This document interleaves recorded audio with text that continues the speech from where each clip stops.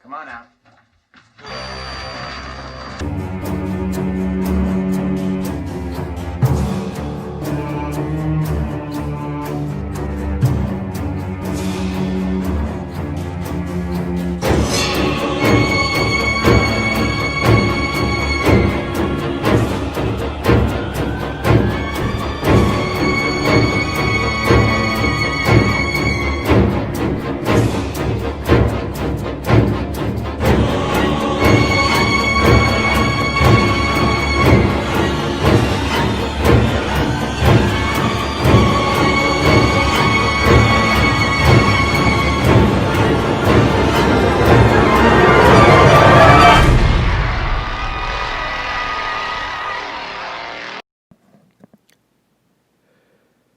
Hello everyone, my name is Hilda Shido and today I'll be reviewing a movie, specifically a horror movie. Now if you're like me, you really like or love horror movies, or you could just, like them to an extent. But the movie I will be reviewing tonight is none other than the original cult classic 1978 film Halloween. Now, let's be honest, this movie is fucking amazing. It's phenomenal. I honestly would call this a masterpiece. Like, I'm actually a Halloween fanboy than I am a F-13 fanboy. But, like, I can honestly say, besides the original Black Christmas and the original Texas Chainsaw Massacre, this actually kicked open the doors for the horror franchise, if I'm not mistaken. Like, honestly, it really did. I honestly think it kicked open the doors for the original Friday the 13th, which we all know it did. I'll get into that. But with that being said, this movie was written and directed by John Carpenter and Deborah Hill, and starring Jamie Lee Curtis and Donald Pleasance. And I love this film to death. Like this will always be my number one film, horror film, and always be my number one if I was to rank the franchise, which I will pretty soon. But with that being said, let's get into this review. The movie starts off with an unknown accomplice or unknown person, man, woman, hell even thing, or child lurking the Myers home or the Myers residence, and he or she or it is, or forget it. We all know who this is. I'm gonna do a straight up review. Now, this is Michael Myers, the sister of Judith Myers. He lurks and stalks around his own house after I'm only assuming, got done trick or treating. And honestly, this, when you think about it, whose fault is it really when you think about it? Judith really should have been watching her brother like she should have been doing in the first place, instead of kissing and making with the love with her boyfriend, who lasts like 2 minutes.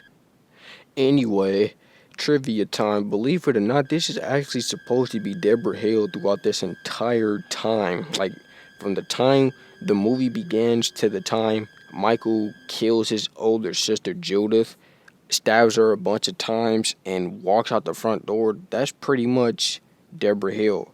And if there was a couple of edit points throughout that entire one-shot take, which I kind of doubt, I did notice. Like, this movie is truly glorious. Anyway, Michael picks up his mask, goes to the back door, picks up his iconic chef's kitchen butcher knife, goes upstairs, goes upstairs and kills his sister Judith. And when he's done, he's holding the bloody kitchen knife. He goes downstairs, walks out the front door, and we see that there is a young boy who committed that hectic crime. Now, I love this scene more and more as I watch it because this actually sets up something. Sets up that evil is truly, sincerely real. That anybody could be a killer. Anybody. Your mom, your dad, your brother, your sister, your uncles, your cousins, your nieces, your nephews, even your pet goldfish named Larry. Anybody. Like, evil exists, evil is real. Even in a beautiful suburban neighborhood, small town area like Haddonfield, evil is real, and it has come to fuck anything and anyone up that gets in his or her path. It's amazing and it's beautiful. It, like, even your neighbor could be evil or could be serial killer or could be something that we don't know about lurking the shadows. It's genius. And it's crazy that we see this little 6-year-old boy do that to his own bloodline, his own family, his own sister. That is brilliant. And when I first seen this movie as a little kid, it shocked me. You would think that would be a grown man or something, but no, that's a little boy. Anyways, that is so brilliant. That was so beautiful. Well executed. And I just love that long one shot take. I sometimes think it's frozen, but it doesn't look frozen. It's just them standing still for like 30 seconds. Now, nice. Anyways, so we flash forward. We see two people in a car driving to the sanitarium. That being the nurse. I forgot her name. I will know her name in the second Halloween video I drop. But anyways, we see a nurse or the doctor, and we see Donald Pleasance, Dr. Loomis, which is one of the most iconic horror movie characters I've ever seen. Like, he's Dr. Loomis to Michael Myers is almost like Tommy Jarvis's Tom Matthews to Jason Voorhees. Like, it's iconic. But anyways, the nurse or the doctor says, should we refer to it as him? And he says, if you say so. It's so bone chilling. Nice. So they're driving, it's raining, it's pouring down in October, which is kind of strange. I thought it'd just be windy. But anyways, we see that the patients have been left out and not captive in their cells for some reason. They're just wandering around in the pouring rain. And Loomis gets out the car to check and see what the commotion is all about. And then we see someone, a unseen or unfazed person climb up on top of the nurse's car. He hits the car with his hand. He attacks her. Well, he tries to kill her, I think, or he just tries to get her out the car just because. And it's actually Michael Myers, but we don't see his face. Anyway, Michael ambushes her. She gets out of the car, runs down a little hill, and Michael takes off. And it's weird to me that he knows how to drive a car. He's been locked in an asylum for 15 years. It's kind of strange. Anyway, Loomis is kind of pissed and he says the evil is gone. It's gone. And he knows exactly where it's going. Haddonfield, Illinois.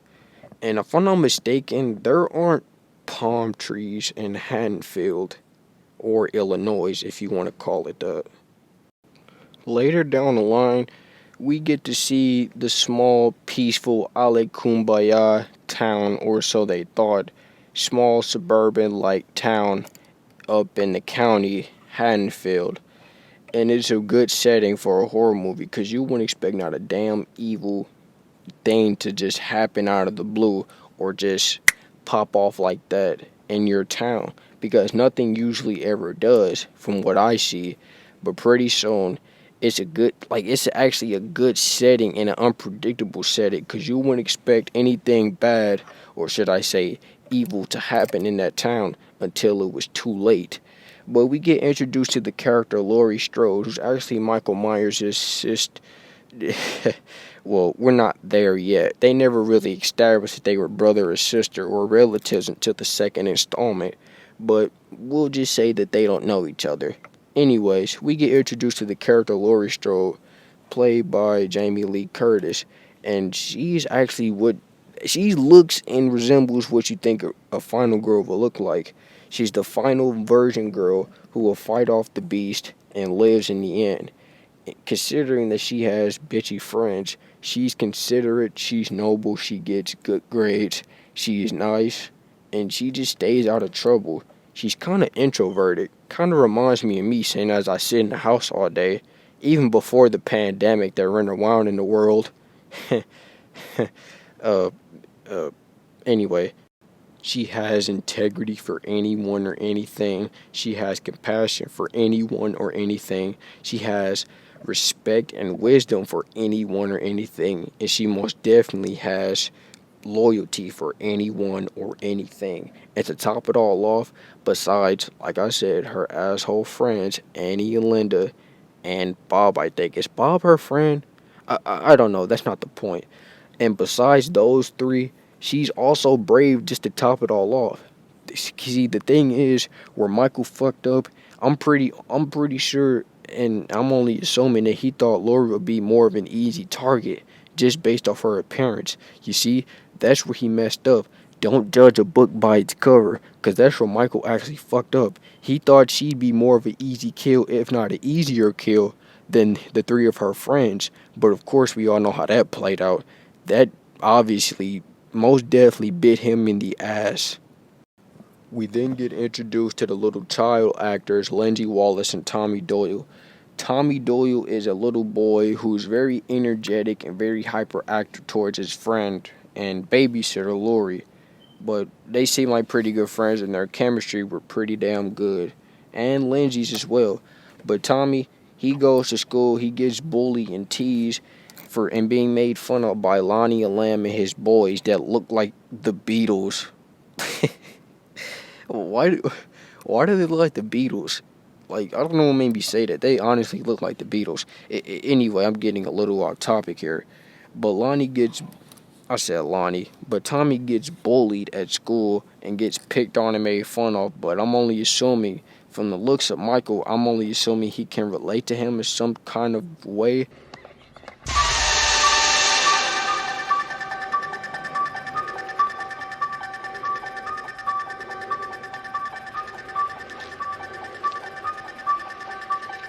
Dr. Loomis is one of those people who knows way more about Michael than Michael probably knows about himself. Dr. Loomis is one of those characters that know more about Michael than anyone has ever seen or have known about Michael, despite the fact that he keeps trying to warn people about the dangers of Michael Myers. Like, he even says to the sheriff, "Death has come to your little town, sheriff." That should mean something to him.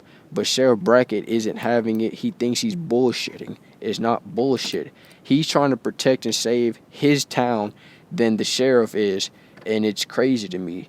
And it's actually good to see that, like just earlier, the town reflects the people, but, the town reflects the people, but the people in it don't necessarily get that bad things can happen, but they don't necessarily see it because of the environment they live in. They live in Haddonfield, Illinois, people. I'm only assuming 9 times out of 10, nothing dangerous ever happens there. Nothing evil ever happens there. Like, and they won't know it until it was too late. That's why Sheriff Brackett is thinking Dr. Loomis is a fucking nut job. And Loomis is really on a manhunt for Michael, and he's trying to warn people, but no one would ever listen. Almost like Crazy Ralph in Friday the 13th. Nice. But with that being said, Loomis is the most iconic character I've ever seen. He studied Michael. He's seen Michael. He's seen him looking past the wall, not seeing the wall. He's been trying to reach him for 8 years and then another 7 trying to keep them locked up. Like every time Donald Pleasance gives a speech from his character, Dr. Loomis, it's bone chilling to me. It really is. Like, he always tries to warn people and he always tries to save people to the best of his ability, even the people he knows that Michael is coming right for. Like, he does anything and everything in his power to make sure that he saves the people he needs to save. And that's final and that's final girl material, if I would say. With that being said, I want to talk about the character Michael Myers, played by Nick Castle and Tommy Lee Wallace and Tony Moran. Jesus Christ. I think Michael Myers was casted about like 3 different men, if not more, I think. But mainly Nick Castle, if I'm not mistaken, Nick Castle was the man and the person who played Michael Myers the most. And why does it say in the end credits Michael Myers is 23 years old when he's actually 21 years old in the movie? I think they might have miscalculated that, but that's just nitpicking. But that might actually be like the age of Tony Moran. Anyways, the character of Michael Myers, I wouldn't really call Michael Myers a character because he isn't a character. If you look at in the end credits of the movie, like the end credits, it says Nick Castle, then across from it says Nick Castle was playing the Shape. They never said he was being cast or called Michael Myers. He just called the shape. To me, when I think of the shape, I think of just a man or a thing or a force, because that's what Michael Myers is supposed to be. He's not necessarily human. They never really touch upon the supernatural element in this movie until like Halloween 4, Halloween 5, Halloween 6, that Thorn cult bullshit. Anyway, with that being said, they don't really discuss like if he's supernatural or if he's human or if he's non-human or inhuman. But Michael Myers is supposed to be a force, a what you would call an embodiment of evil. I honestly think Michael is just a man, but not really a man, how you would say. He disappears and reappears out of nowhere. It disappears and reappears in thin air or out of thin air. Like Mike Maury has actually seen that action take place in her neighbor's backyard. I forgot the man's name, but she's actually seen that. She didn't take her eyes off Michael, which means he disappeared and reappeared out of nowhere, less like in the snap of a finger, which means that he has some type of supernatural element to him, but that doesn't really get touched upon of. It just keeps you guessing. That's actually what makes Michael Myers completely different from Chucky, from Pinhead, from Freddy, from Jason, from Leatherface. Like he's different, he's mysterious, he's an enigma, he's mystery, he's evil. That's what he is. Pure evil. All the other serial killers may be evil, but he's pure evil. He's the embodiment of evil. He's supposed to be an enigma. He has no face. If anything, you would say that the mask he has is the face of Halloween. No pun intended. But when you think about it, is he really a shadow wearing a dark blue navy suit mechanic outfit with a Captain Kurt Williams Shatner mask painted white and painted with dark black hair? Like, would you think that's what he is? Like, he has the darkest eyes, the blackest eyes, the devil's eyes. You aren't supposed, you never see his eyes in this movie. When you see Michael, he's mainly in the shadows up until like the third act of the movie. That's when you really get like a clear look at him. But then again, you barely see him there.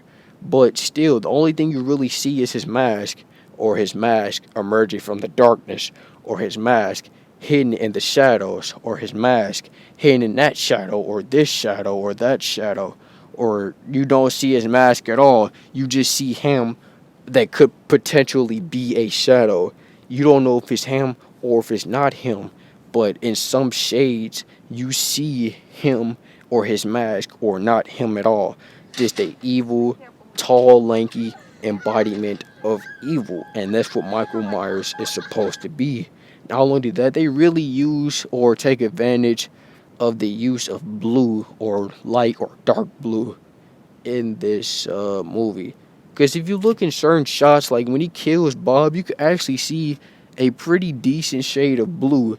Or when Annie is stuck in the dryer, or not really the dryer, she's stuck between the window, you can see him standing in the shadow.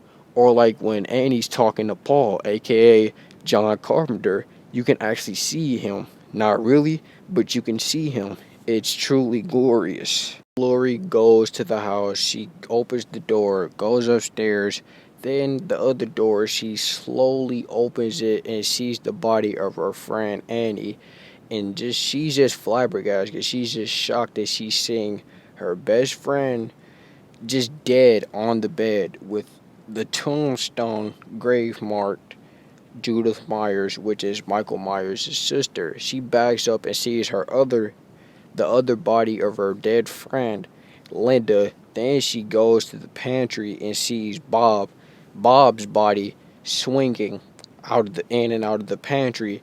She backs up into another dark room and sees Michael's mask emerge from the darkness, which is one of the most iconic shots I've ever seen in a horror movie. Like, I hope there's a poster of that. I want a poster of that. Anyway, Michael slices her arm. She falls and flips backwards down the stairs and loses the keys. And one thing I want to mention, there's hardly any blood in this movie, which really says something about how dated this movie is. You don't need a bunch of blood and gore to actually be a horror movie. That's what this movie did so well, and it still holds up today, in my opinion.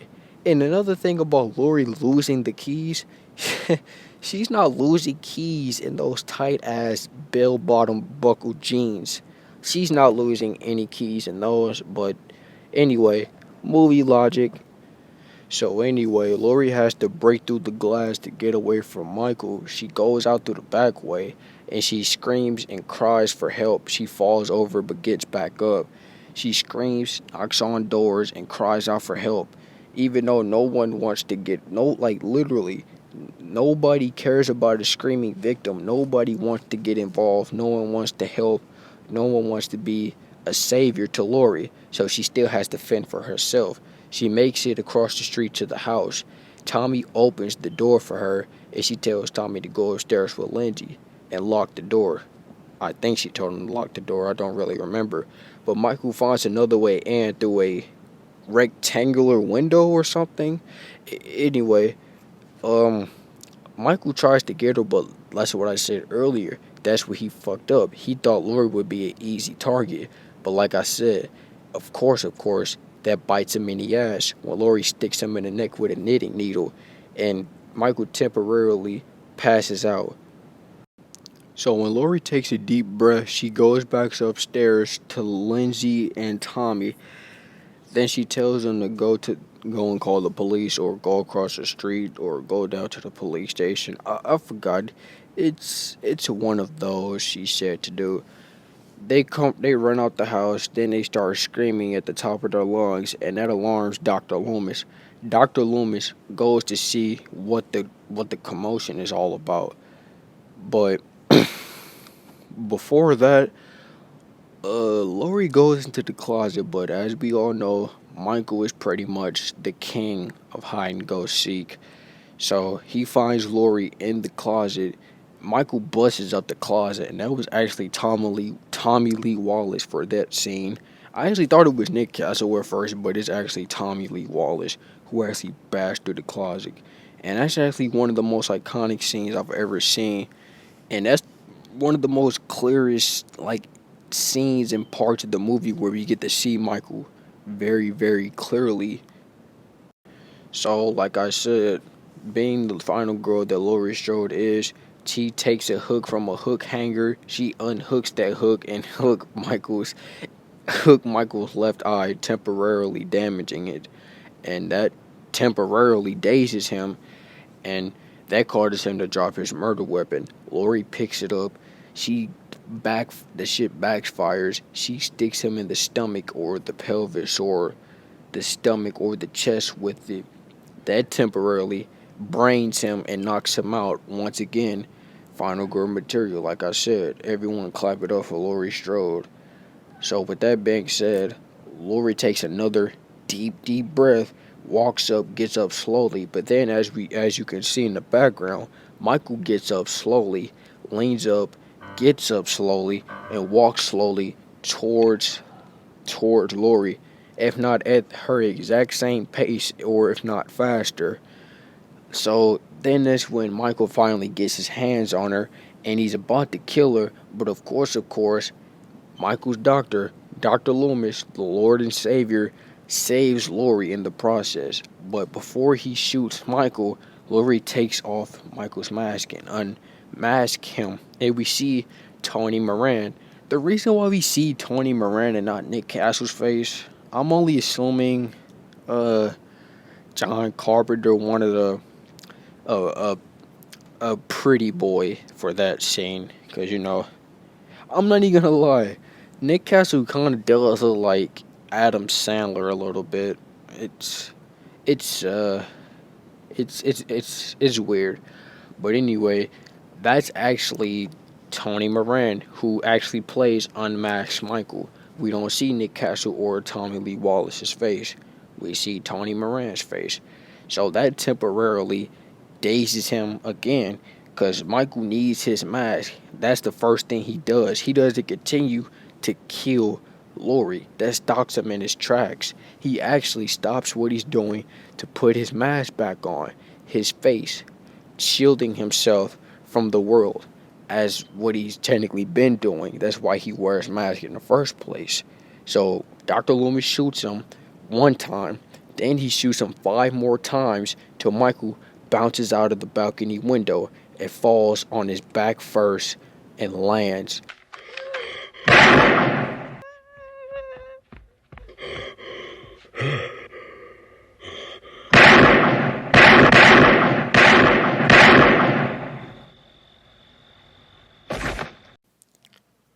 So after Dr. Loomis shoots the evil out the window, we get one of the most iconic endings in horror movie history.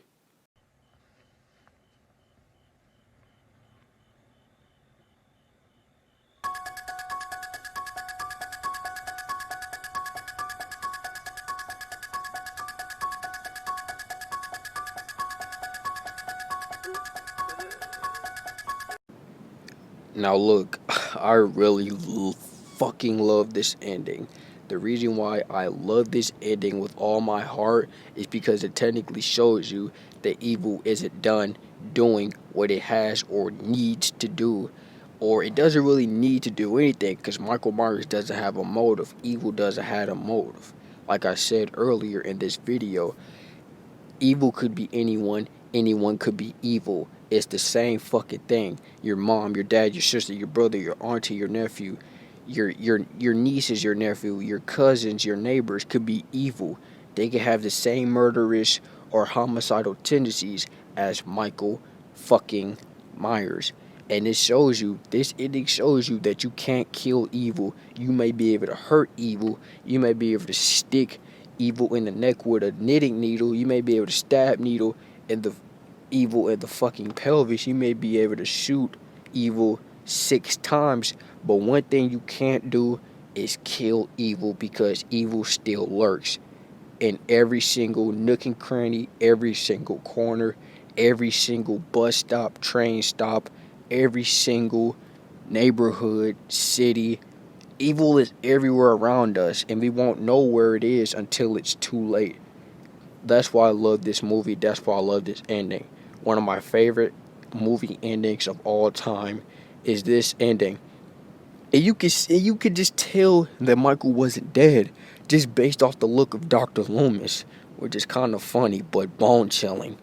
Then that classic John Carpenter theme plays, and that's the end of this movie, which is originally supposed to be the end of Michael Myers, but then they pushed John Carpenter. They put that fat ass check on his desk and wanted him to make another second installment.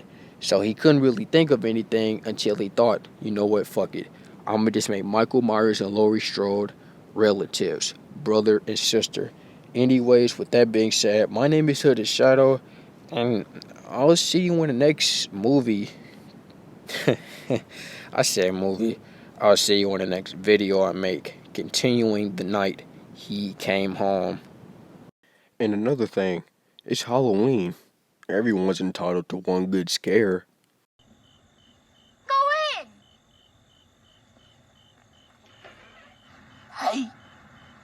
Hey, Lonnie, get your ass away from there.